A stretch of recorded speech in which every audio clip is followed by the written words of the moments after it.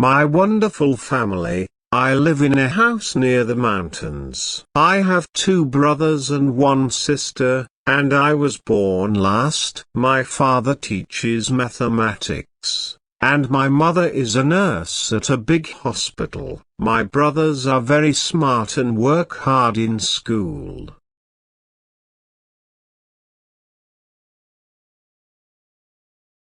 My sister is a nervous girl, but she is very kind. My grandmother also lives with us. She came from Italy when I was 2 years old. She has grown old, but she is still very strong. She cooks the best food.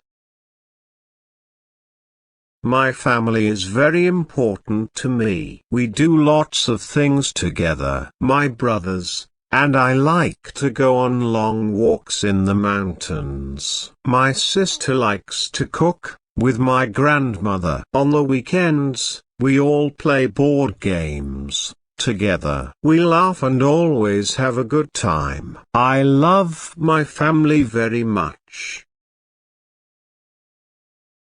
Never miss a video. Subscribe to my YouTube channel. Learn English very quickly. Hit the bell icon for notifications. Thank you for watching.